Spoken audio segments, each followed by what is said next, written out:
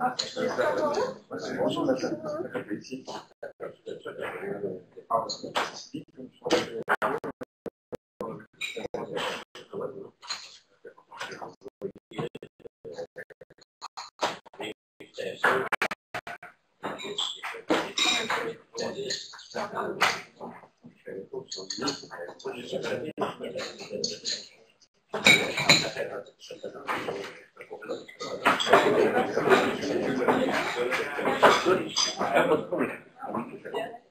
know.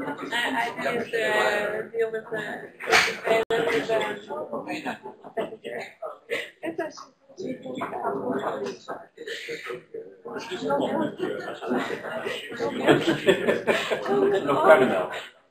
Press in the Netherlands is the old.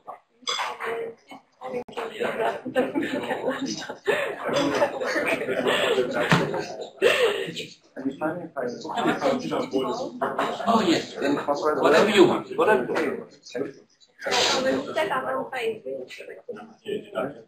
you ready?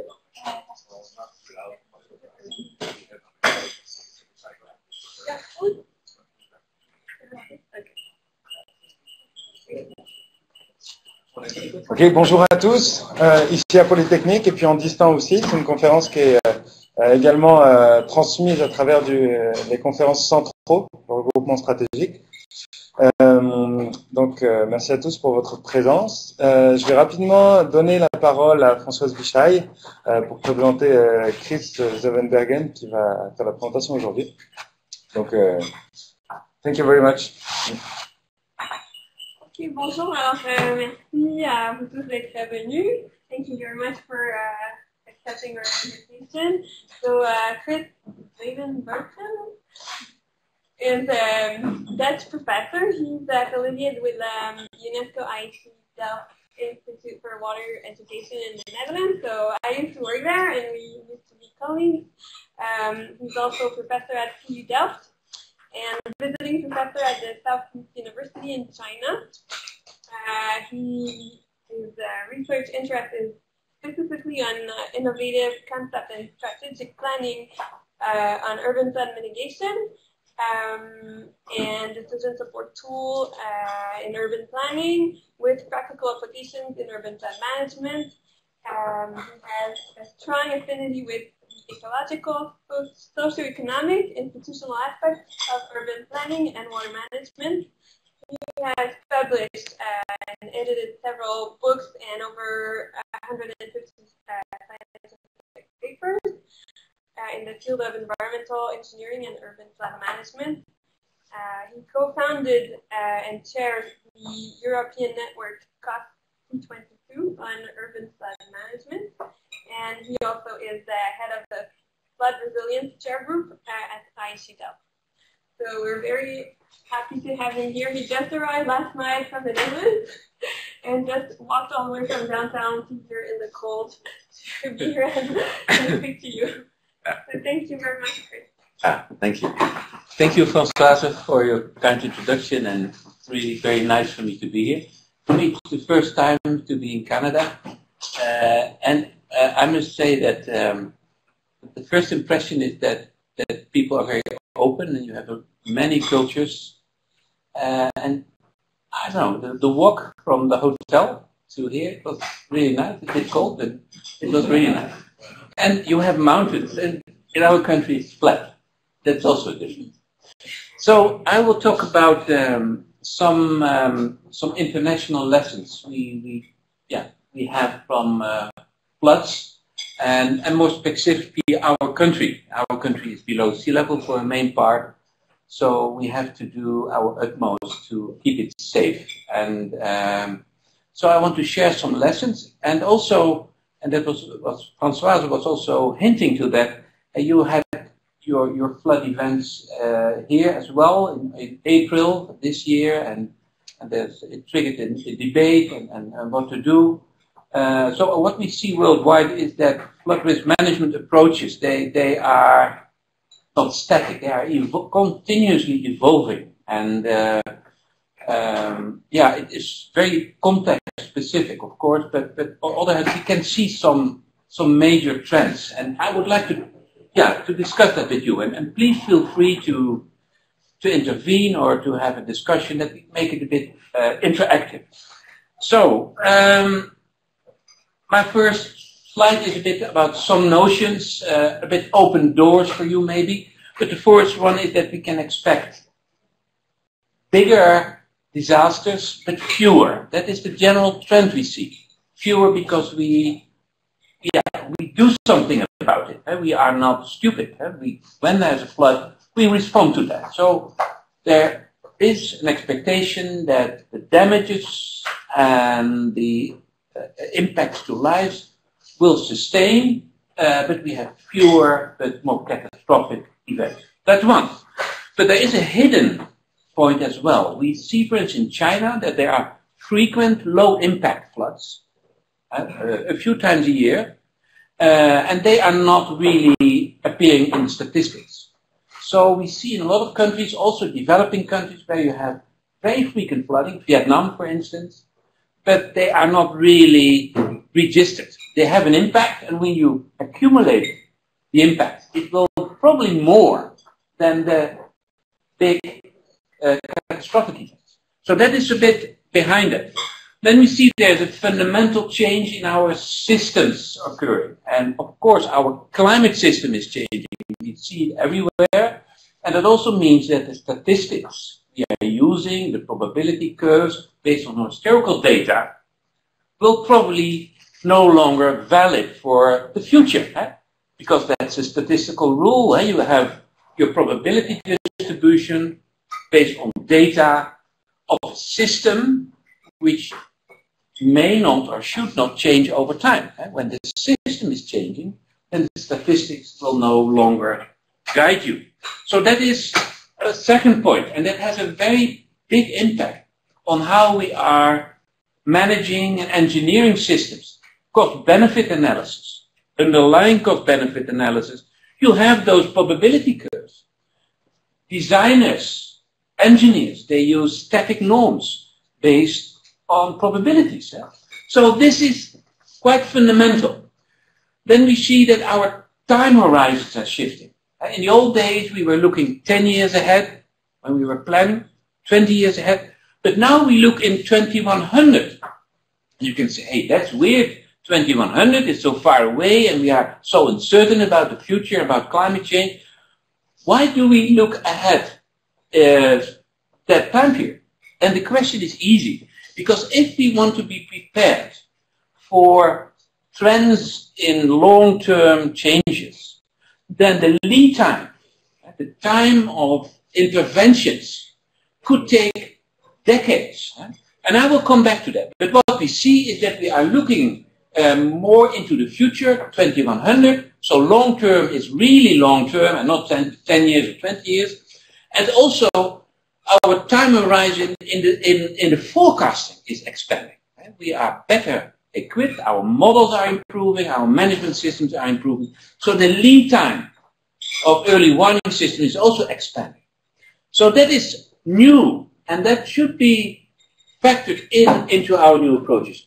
So, and the last thing is, when we want to make a city water resilient or flood resilient, the challenge is, of course, how do we manage the existing city, the existing urban fabric?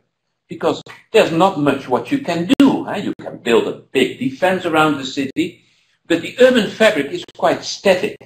It's inert. It has a very long lifetime.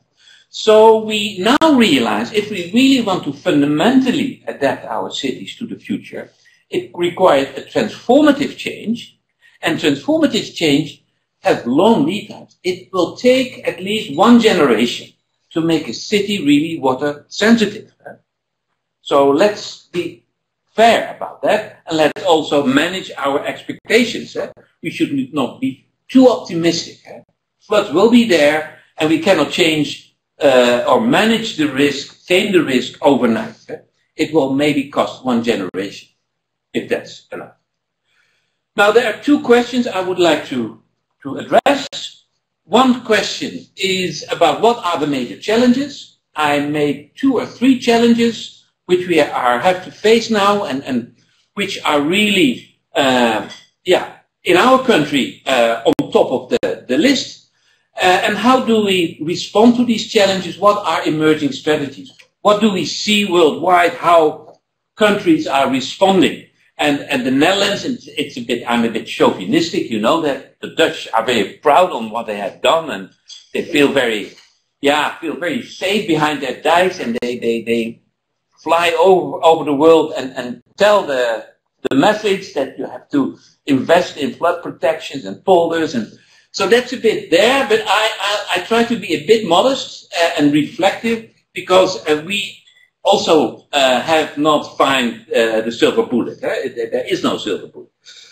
Then I have, as the last one, if there's still a bit room for that, time for that, the Room for the River project, which is I would say, a stepping stone in our country to innovative thinking, adaptive, integrative, long-term thinking. Room for the River project, and it has been conducted, implemented, so I could dwell a bit on that. So that was the idea.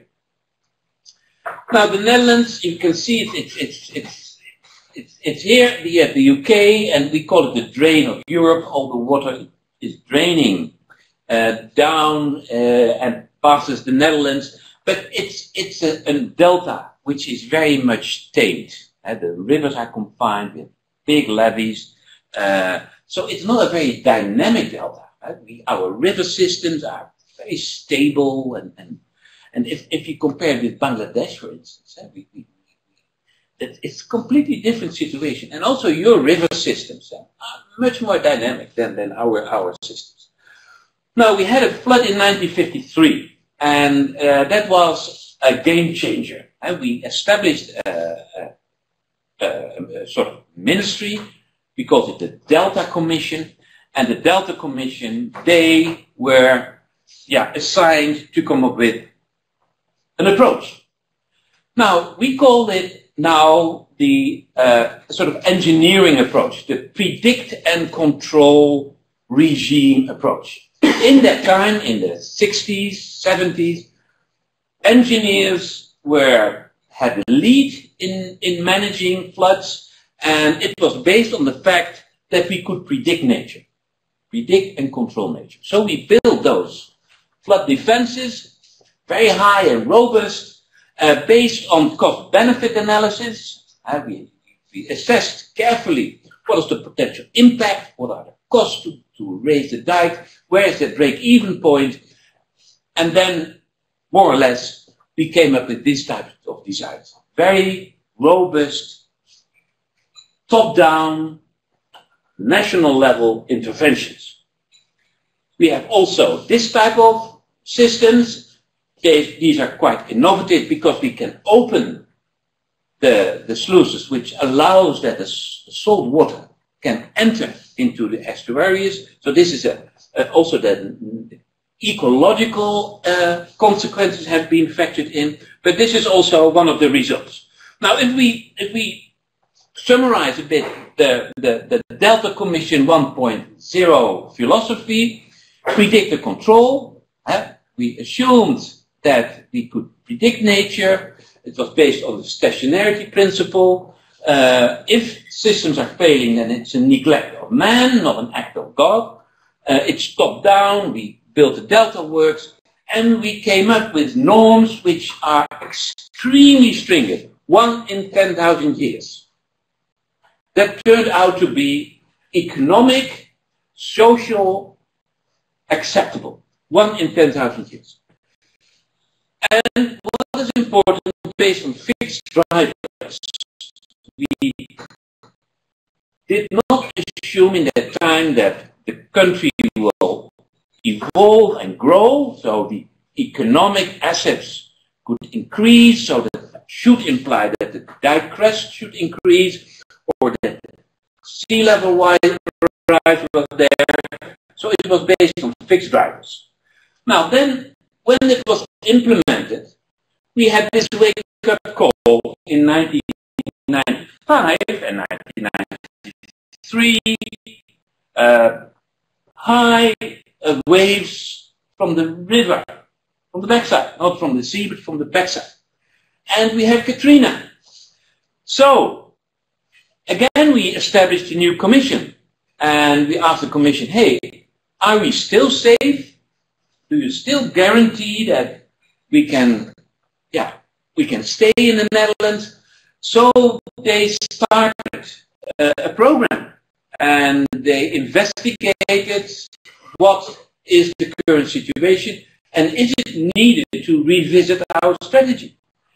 And it was needed, because we did not acknowledge the uncertainties in sea level rise. We did not take into account the economic growth, and therefore the need to revisit or adjust our standards or systems. We also realized that systems may fail, so failure was certainly there. In the Delta Commission 1.0, the minister said, people, you can sleep well, I take care of you. No problem, this will never happen again. But this committee was saying, hey, we are not so sure. There is a chance that systems may fail, and we should be prepared for that. That was new thinking, that was a paradigm shift.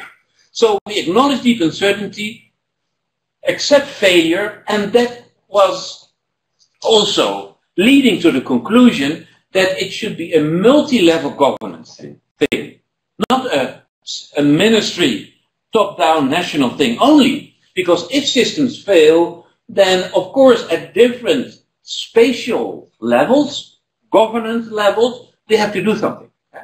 So that is the resilient thinking, multi-level governance that requires effective public participation. People were not aware about the risk, they had no clue what to do, but now we are training people and we are saying, hey, it could go wrong and you have to do something. Now, for example, we have large areas below sea level, 3 meters, 4 meters, 5 meters, 7 meters, and you can imagine that if there is a flood disaster expected, then people have the inclination to leave the area and to go to the higher grounds, to Germany. Yeah.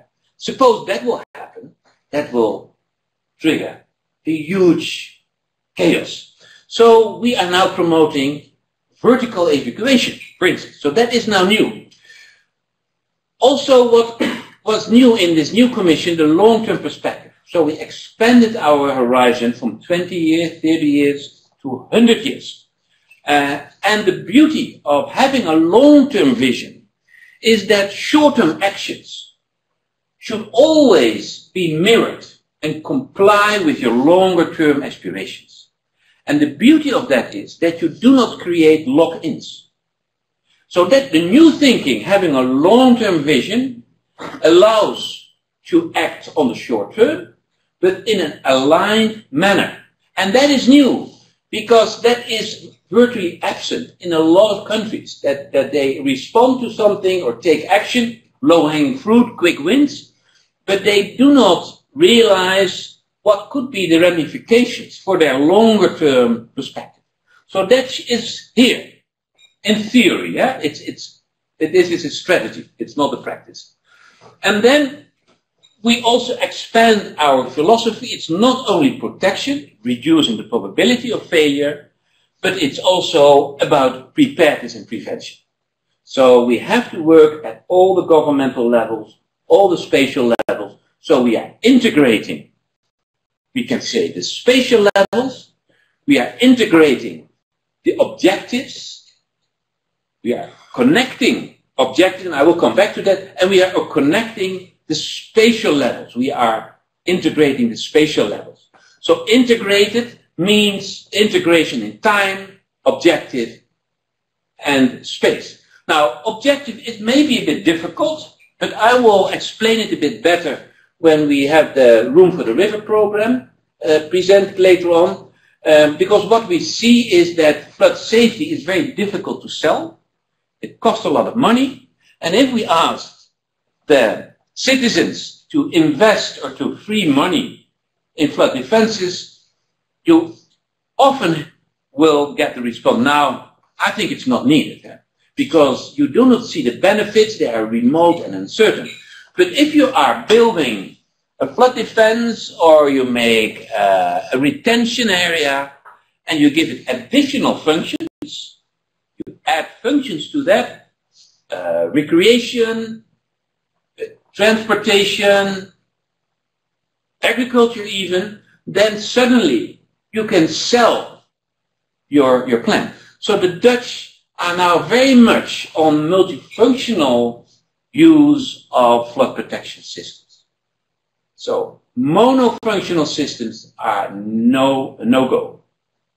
So a designer is challenged to exploit all the opportunities which are in those interventions and look very broad in terms of functionality. Now, the result of that new approach is adaptive delta management. And maybe you have heard about it. It's connecting short-term decisions to long-term tasks. I already mentioned that. But it's also thinking in pathways. Now, you can imagine if you have a long-term vision, say by 2100, and you know what type of interventions could be optional over time when we take into account a changing driver as sea level rise, or a changing driver as economic growth, or a changing driver as cultural changes, then you can design pathways and you can in fact decouple the absolute time frame from, say, the change which we see in sea level rise. So the discussion about when to do what is being more open and transparent when you are using pathways. Who has worked with adaptation pathways before? So this is very abstract. We could talk about that later, yeah? Good. Now, this one is important, linking investment agendas. When we talk about multifunctionality, then we talk about expanding the functions of a flood defense system, or a floodplain, or an urban drainage system. But also, when we have the plan on the longer term to build a system, implement a system, and you have time, sufficient time, say 10 years, 15 years, 20 years, then you can see whether other agendas could be connected to that. For instance, transportation. If you were to build flood defense systems, new flood defense systems, and in the same time you think about new infrastructure, which should be resilient, then it is obvious that you want to combine them. On top of that flood defense, you can put your road infrastructure. So combinations of functions is only possible when you have time. So creating time and taking time for planning is there. Now this is the city of Rotterdam, and you see the elevations. Dark blue means below sea level, 7 meters, 6 meters. And dark brown means above sea level, a few meters. Now this is the harbor, and this is the whole city. So what you see is that the city is subsiding here. These are polders. These polders are subsiding 1 to 5, 8 centimeters a year. We see that sea level is rising, so we have to raise our dikes. You see the dikes here. And what you see that this is the new area, the new harbor. Cities are moving seaward. You see most cities are moving seaward, expanding seaward. So this is a new harbor, and that harbor is dark brown. That has been built 10 years ago, and it takes into account sea level rise. So you can imagine that this was built in the pre-Second World War, in the 30s, in the 20s. It's a bit light brown because people had to protect themselves against flood waves. But the new areas, they raise the dikes and they are expecting higher waves and sea level rise. So what you see is this city is responding to changes. And this city is changing over time. We have urbanization, we have subsidence, we have more water coming from the hinterland, we have more storm surges. So it's a very dynamic, adaptive system. Now, if we want to have a sort of historical perspective on how we manage risk over time, in the old days, it was reacting after events. And that was a bit of discussion also in Canada, triggered by the April event, if I'm correct. Reacting after events. And we all know that it's very expensive, expensive lessons. Every euro you invest in flood protection will generate 8 euros to 10 euros benefits. That's a bit what the World Bank is saying. Then we start to prepare for events. Now we are in this time frame where we acknowledge that we have to adapt our systems to slow changing conditions. Now the new thinking, and that is one of the challenges I would like to share with you, is that we are now anticipating trends in extreme events and slow changing drivers, and that the new thinking is anticipation. And anticipation means that we have knowledge about the future. It can be the very near future, there's a storm coming, or the very remote future, there is sea level rise coming. And based on that information, we act now. Adapting could mean that you are postponing, but anticipating entails that we are taking action now. Now, I will come back to that. So anticipation is action based on knowledge. It's about forecasting and projections, and that is the new thinking, and that requires new approaches and new tools. Now, try to illustrate a bit what we are doing. This is a time axe. We see here the domain of days, the domain of years, the domain of decades. Here we see the number of options and choices we have. Now we have in the traditional approach, we have a domain which is about days, forecasting. Many countries have flood forecasting systems and they help to prepare people. They increase the preparedness. So you can say when we have one day, people can maybe leave the area. But when they have 3 days, they can build temporal flood defense systems. When they have 10 days, they can help remove maybe some very valuable properties. Now, this is the domain of preparedness. And then we have the domain of years and decades. And that is the domain where we build infrastructure, where we plan infrastructure and where we have a time horizon 20 years, 30 years ahead. Now, what we see is that these two domains are completely separated.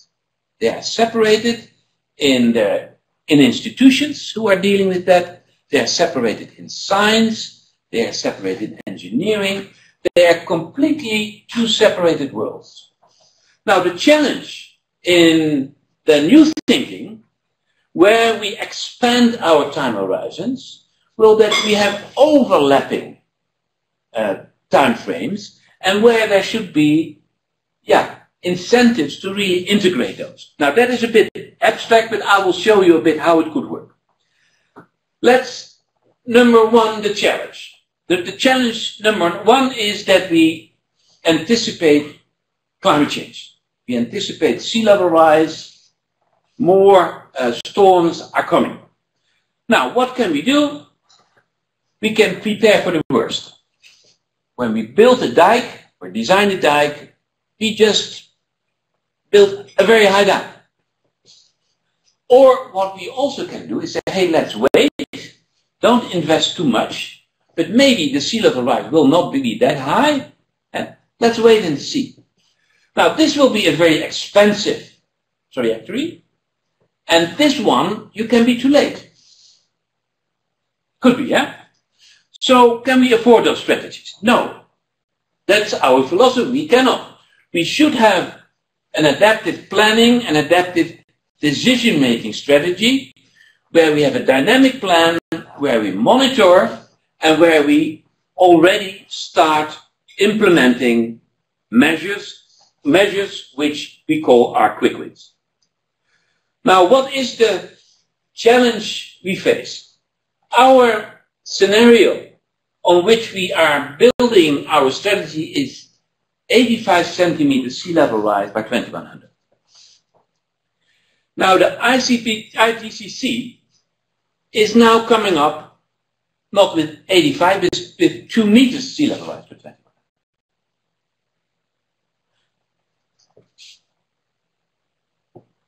You can imagine, if we want to have dike systems which are able to deal with 2 meters, then you talk about something different than 85 centimeters.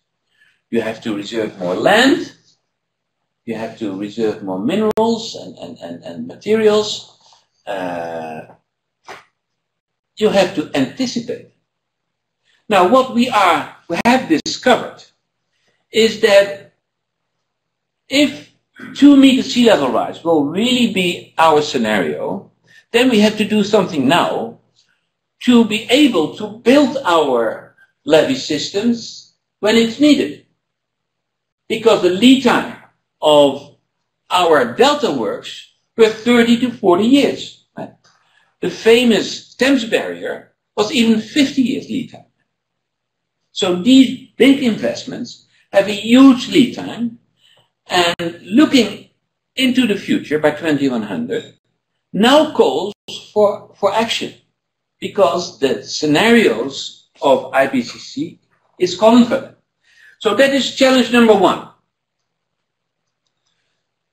Now, to illustrate this is the time frame of decades. We are looking ahead.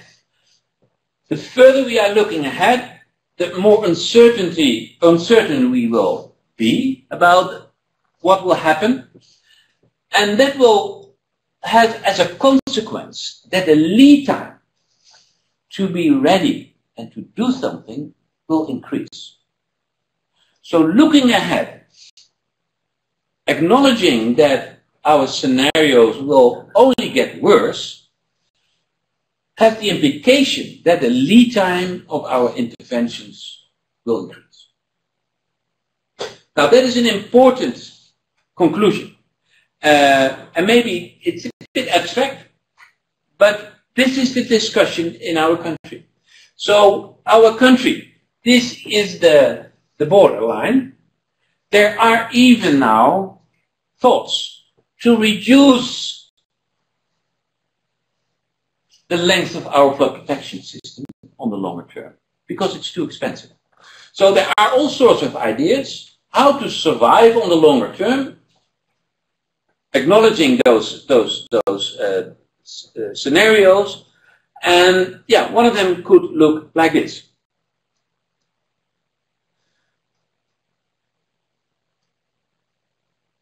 Challenge number 2. Challenge number 2 is about extreme events. Extreme events are more sea. This is the cloudburst in Copenhagen, 2014. And this is one in Chengdu. And this is one in Alexandria. And to start with Alexandria, Alexandria is a city in Egypt, a dry city. And this was the most severe flood they ever experienced.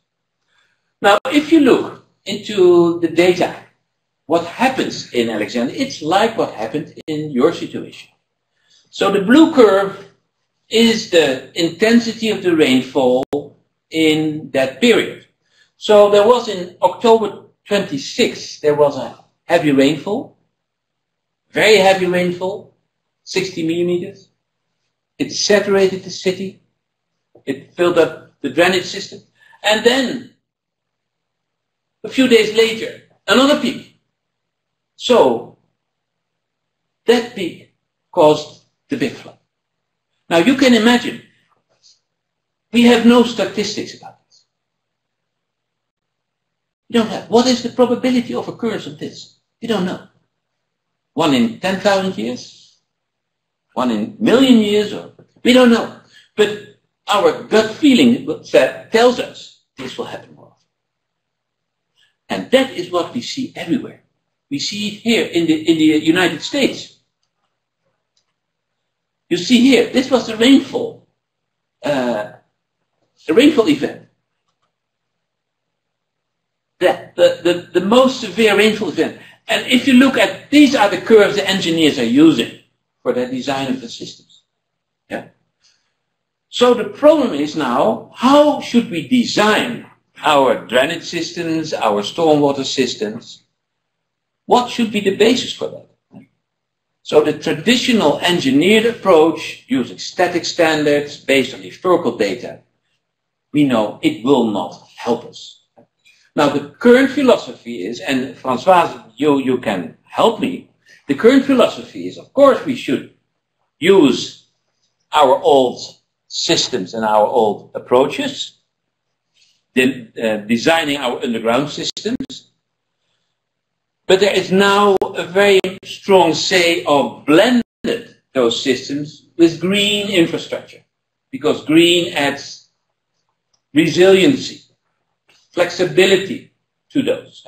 So the question is, are we able to dampen the peaks using green infrastructure? Can we add that to the existing systems? Of course, those existing systems should be well designed based on the traditional approach and well maintained, but that blended systems, that is a bit the new thinking. But the bottom line is that we have to accept that we have floods. And in some situations, there might be 50 millimeters, not a problem. But in other situations, it's very critical. So it also depends where you are. So a risk-based approach is, of course, the best approach. And we don't have a risk-based approach. It's all based on standards, ignoring the risk. Now, to support our systems and to increase our resiliency, early warning systems. Early warning systems has the highest benefit cost ratio. Early warning systems are not expensive, extremely adaptable. You can adjust them. It helps to raise awareness, and it improves the resiliency of your system. In Alexandria, our plan is, when there's a cloudburst being projected, that they have to clean the drains. You have to remove your leaves from your gutters. You have to lower the levels of your lakes so water can be retained in those lakes. Now, there are a lot of new technologies, citizen science. Everybody has a computer, a sensor, where you can collect data and where you can use the data to inform the community. Now, there's a lot going on. I will not dwell into that because that takes too much time. But our preparedness and what we can do on the short term, the raft of options here are expanding very rapidly. And we see that we are becoming more and more resilient when it goes to the shorter term. Now, this is the same graph, but then for the short term, this is days. We see that the lead time will increase. We have a lead time, and the European Center for Medium Range Weather Forecasting is now targeting for 10 days for disruptive events. So imagine that you have 10 days for disruptive events. What can you do? Look, this is an option. If you have 10 days, you can build temporary flood barriers easily. Yeah? And you can imagine that this is not that expensive as the traditional system. Now, I don't say that this is the solution, but you see that there is a lot of innovative ideas to protect critical infrastructure using this type of flood barriers, to remove acids, to elevate acids. There's a lot going on in this field, so we are making progress. Okay, now if we all bring that all together, you can say we have the range of days to project extreme events, forecasting. The actions we can do is we need early warning systems, but we can use temporal measures, we can remove people. So this is one dimension. Another dimension is the dimension of the slow changing drivers, where we acknowledge that sea level rise is rising, where cities are slowly growing. We are quite more or less confident with our predictions, and we can incrementally adjust our systems. Yeah? But the new thinking is in this area, where we look into the decades, where we realize that the uncertainties will get bigger and bigger, and that the scenarios will generate higher ends. And what to do here? What to do here? We talk about long lifetime decisions. What to do? Now, this is the present approach, probabilistic, based on the past, separated tracks, longer term and short term. This will be the future that we add to our current practice, this new domain of anticipation.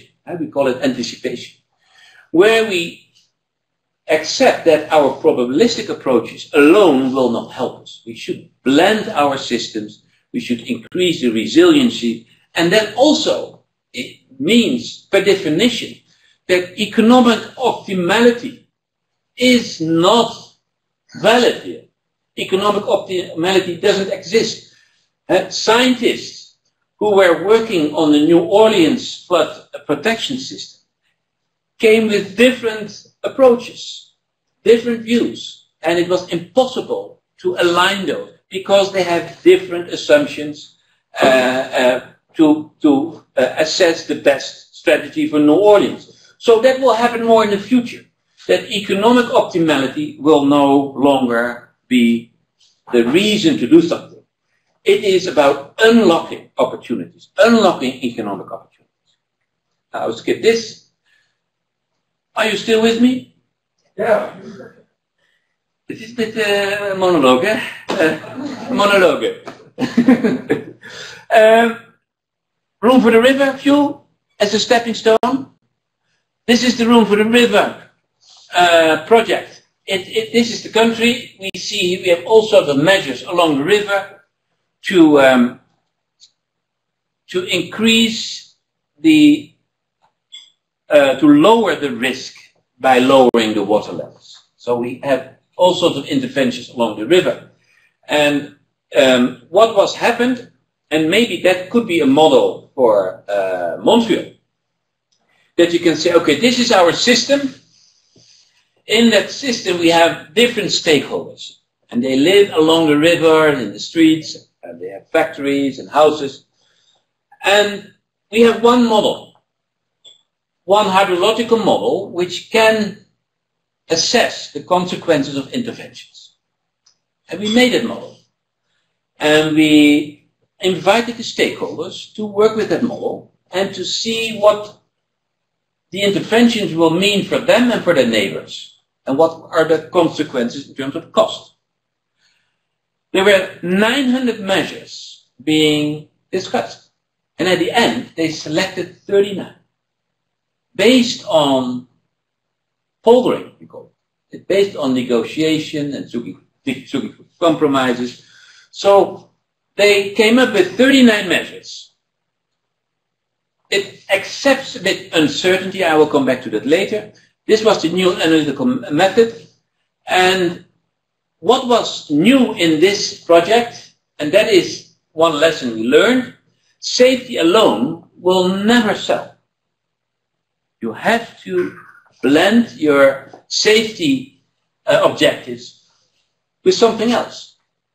So, for instance, when there is there's a decision about an intervention along the river, it was not about lowering the risk level alone, it was also giving something in return. So some cities, they got a bridge like this one, or this is a bypass, which is one of the projects, and they got waterfronts and so on. So the government, they subsidized not only the bypass, but also the urban development and the infrastructure along with that. So one important lesson is safety alone never works. So if you have a flood risk management plan, integrate it, blend it with other domains.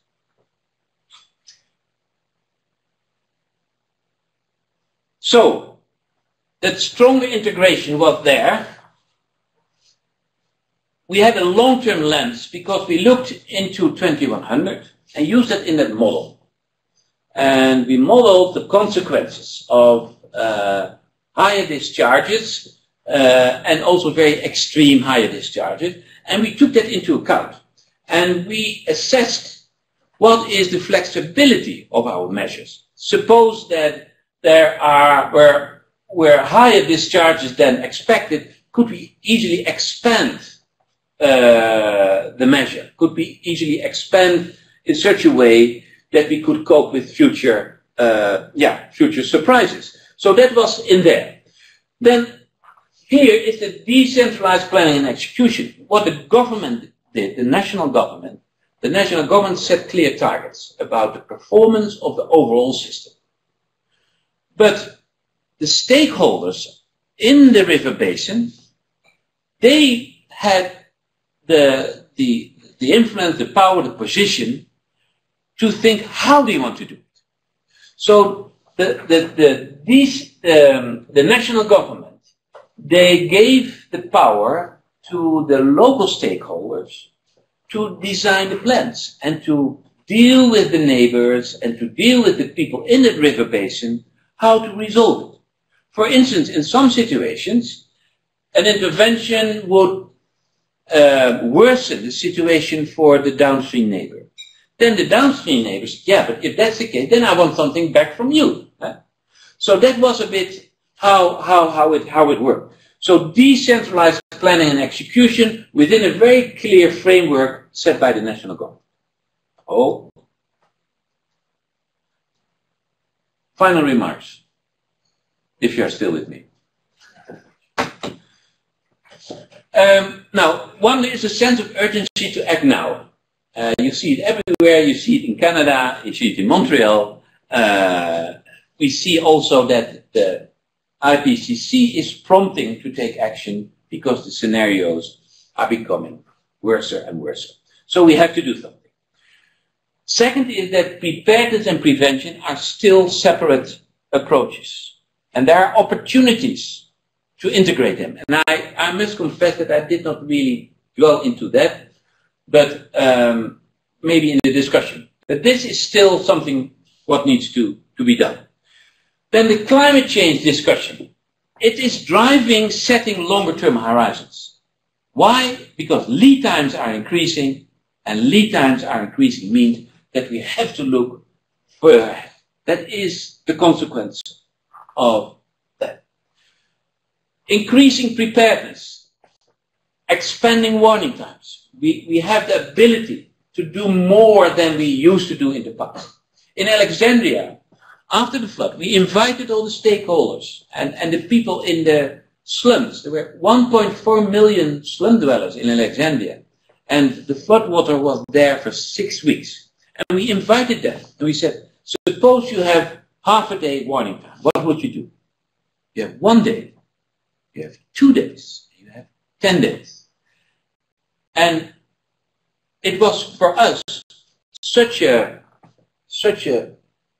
yeah, I would say, encouraging feedback that people started to think, out of the box and came up with all sorts of ideas when they realized that if there were a good early warning system in place, they had not 1 day, but they had 3 days. They would do different things. So there is a lot to gain there. And I'm sure that holds true for the situation here. Then what I did not dwell a lot, but in our current strategy, we talk about adaptive planning. That's incremental steps, monitoring and sensing, and see whether it is needed to adjust the course. But those longer lead times, they maybe force us not to be adaptive any longer, but to really plan adaptation. So if we were to build a dike which can withstand 2 meters sea level rise, then we have to do something now. We cannot say, oh, let's postpone and let's see. No, then we are too late. So a shift from adaptive planning to planned adaptation is now the discussion. Then there are opportunities to integrate preparedness and prevention. You can imagine if we could use temporal barriers along our river systems in Montreal, then maybe it is no longer needed to invest in heightening the dikes.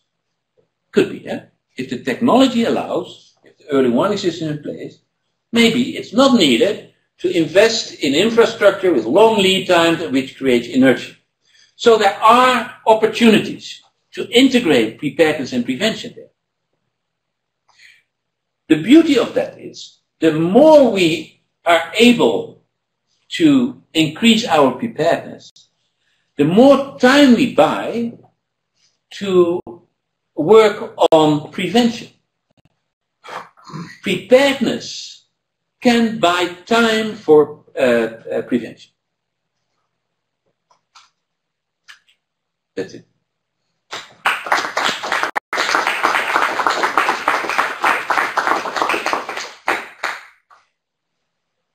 If I don't get a question, then I gave a very bad presentation. Thank you very much. Are there questions in the room? Excusez-moi, avez-vous des questions en français ou en anglais? Do you think this strategy can put in place in Venice, or it's too late for Venice? It's the most project. The problem is, the historical city, you cannot change anything in the city. So the only thing what you can do is to do something around it. That's the only thing to protect. That's with historical centers the big problem. You cannot change the system. So very difficult.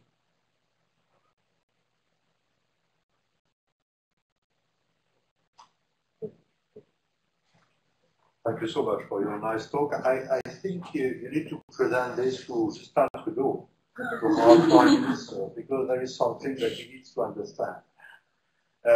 It's my comment. And also to François Legault, our Prime Minister here in Quebec. My question is related to the early warning system. Last 10 days, there is a big flood also in France, in which there is some death. And because they have set up a early warning system, a vigilance map related to flood, in the beginning of 2010, I have a discussion with my colleagues last week about the fact that this early warning system was also able to, first, to accelerate the process of the intervention, but also because for the first time since the beginning of this early warning system, they have put 2 departments in red in a vigilance aspect.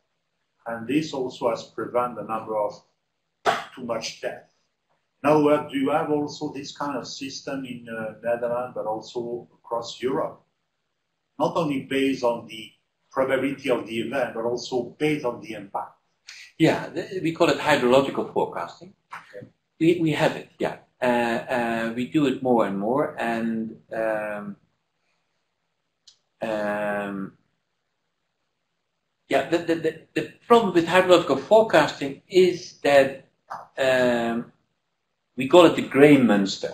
Everything which is underground is not easy to model, and to come up with good hydrological forecasting models, it's quite demanding. In Alexandria, we are building one, but it's hampered by lack of good data, and yeah. So the risk is that if your warning system tells you that in a certain area there will be a flood happening, and in reality it's not in that area but it's another area, that is the false positive and false negative risks are.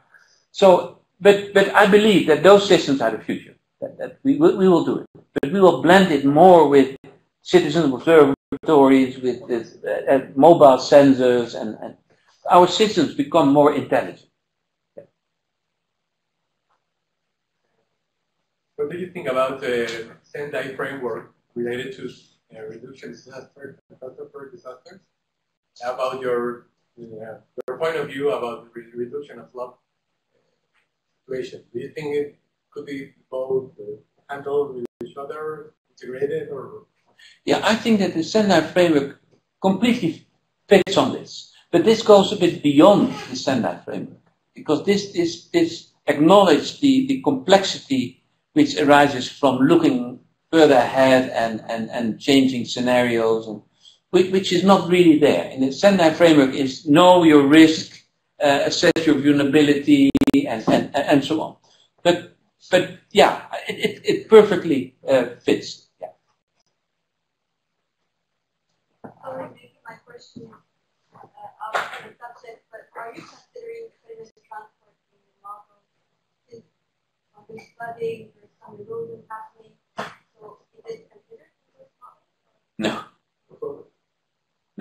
We used sedimentation transport in river management, but when we talk about long-term scenarios and taking sedimentation into account in assessing the flood risk,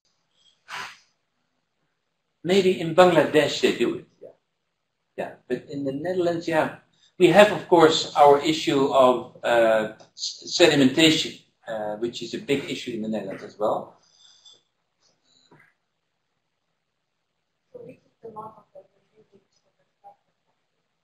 For flood forecasting. Oh, we have a lot. We are now using even SWIM for that. Yeah. But we have many models. Delft 3D is now very emerging. Yeah. What model you are using?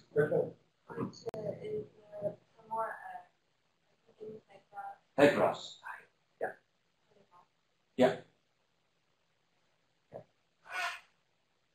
Nice question. More questions? Actually, it's not first time for your presentation. One of your slides, I saw a picture that was the road and the very narrow wall and 3 meters of water. I don't know, was it a real picture or because it was the? It's a real picture. Really? Yes. I think. What was the type? Considering the engineering issue was so narrow. Yeah, it's a real picture. It was made of concrete or? No, aluminum. Yeah. And I think the YouTube of the heavy rainfall is fake. I think that's the Chinese fake. I think because that looks so unrealistic. But this is real.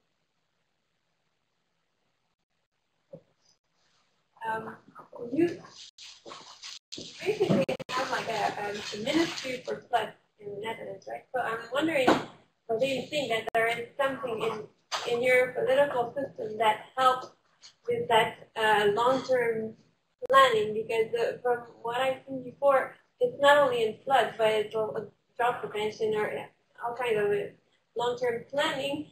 I've seen the challenge that the political challenge in the sense that there are elections every 4 years. Oh, yeah. And so the time horizon for decisions for politicians to get reelected is not that long. It's not as long as the long-term goals that we're aiming at. So I'm wondering if there's something. I mean, you have like also a sort of Ministry of Water, Ministry of Flood.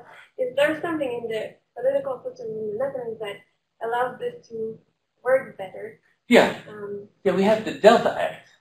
And the Delta Act is that we allocate money for investing in flood management. And that's it's outside the political domain. So when the government is changing, they cannot say, hey, we want the money back and we don't think it's important enough. No. So that it's above the political system. So the Delta law is about a Delta Commission, which has a mandate to say, hey, we need to do it now, whatever the politics tells us. We have the money. We have 2.3 billion euros allocated to invest. We have a research program, because one of the things which is now prompting the high ends on IPTC is doing more research. Research is also a component of anticipation. So that's also there. So we have the Delta law. And you can argue that this issue, which is so vital for our country, that should be outside the politics. We have a low risk, but high impact. So we cannot afford doing bad things. We just had a follow-up question on that. You've worked internationally and on a lot of different countries. I'm not sure if you work with the government at the government level in other countries, but is the Dutch model implementable elsewhere? What do you think are the conditions, political conditions for a model like yours to be, because not everything is transferable abroad, Very right? good question. So, excellent question. Yes, we have 2 papers on this, where we compare, for instance, the system in Bangladesh and the system in the Netherlands. And I must admit that, yeah, it requires a stable situation, a stable government, stable financial system. Yeah, it is. But the Delta approach is now implemented in Vietnam, in Bangladesh, in Myanmar, and it's all based on those cornerstones of Delta, Delta law, Delta fund, and so on. Yeah. Stability is key. One of the advantages that you have also in Europe is you have also research fund stabilities for European countries. Yeah. And it's one of the big advantages that we do not have in North America, especially here in Canada, but also in the US. Yeah.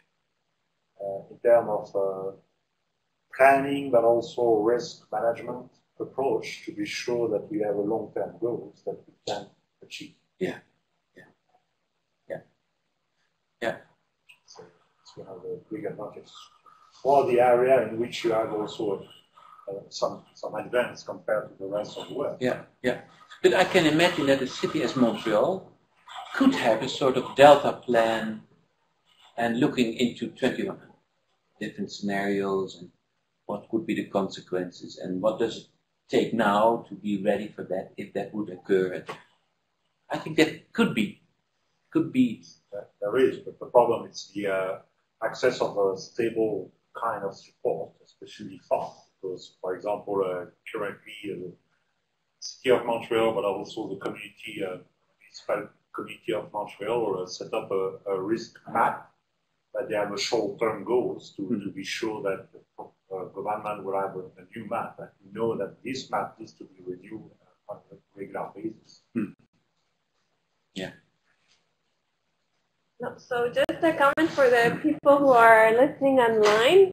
Apparently you have a Q&A box in the application that you're using to attend the webinar, so you can ask questions and you can have a look and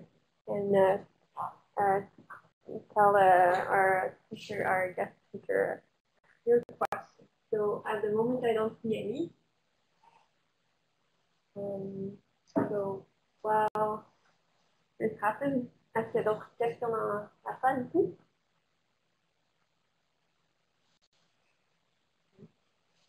Okay.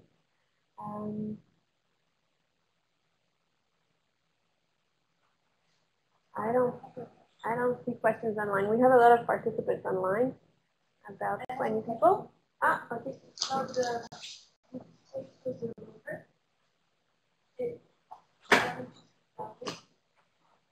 it becomes to be stitched to the river. You said that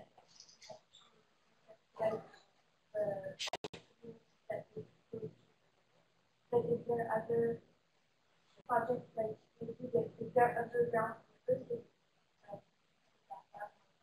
Underground. Yes, like I heard that there were small rivers that is underground.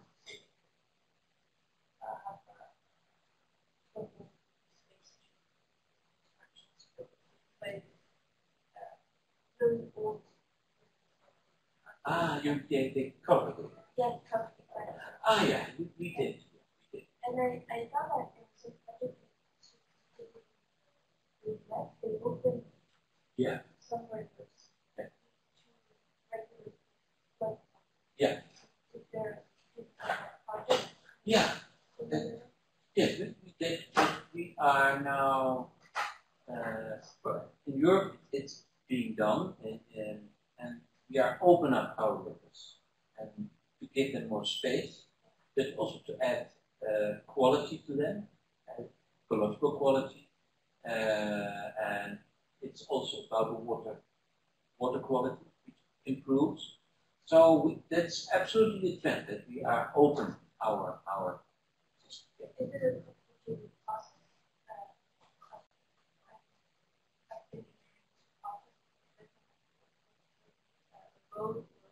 Yeah, from engineering perspective, it's very simple. Yes, and the best example is Korea. You know that example in Korea? They have in Korea in Seoul a double-deck highway going into the center, and under that highway there is that covered river. And the mayor decided to remove the highway and to revitalize that river, that waterfall. And it's now a beautiful river. And all the people in the city were in the beginning against it. They said, oh, we will lose our jobs, and it's but now everybody's happy. And even it reduces the heat waves with 5 degrees Celsius. So when there's extreme heat, it reduces with 5 degrees Celsius. And everybody's happy because the people are now walking